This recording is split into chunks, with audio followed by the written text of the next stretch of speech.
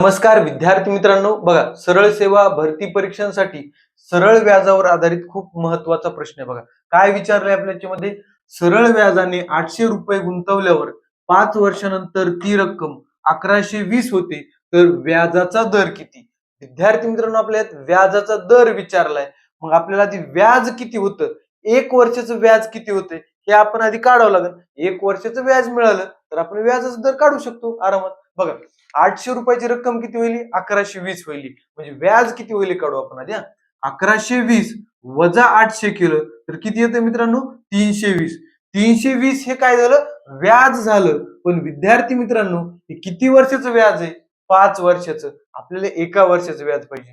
320 भागिले जर 5 केलं तर किती येतं, हे 64. म्हणजे विद्यार्थी मित्रांनो, 1 वर्षाचं व्याज किती आलं, 64 रुपये. मग आता व्याजाचा दर कसा काढतो आपण, जे व्याज आहे त्याच्या खाली मुद्दल ठेवायचं आणि टक्क्यात व्याजाचा दर असतो म्हणून गुणिले 100. बघा आपलं मुद्दल किती, 800. कधीही पूर्ण गोष्ट छेदात ठेवायची, वर आपलं व्याज गुणिले 100 करा, कारण टक्क्यात काढायचे. 2 शून्य कटले, 2 शून्य कटले, 8 1 8, 8 8 64. म्हणजे व्याजाचा दर किती आला, 8%.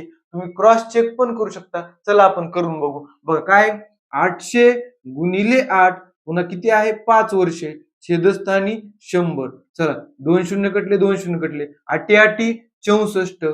64 गुणिले 5 किती येतो विद्यार्थी मित्रांनो, 320. म्हणजे आपलं उत्तर क्रॉस चेक करून पण बरोबर आले.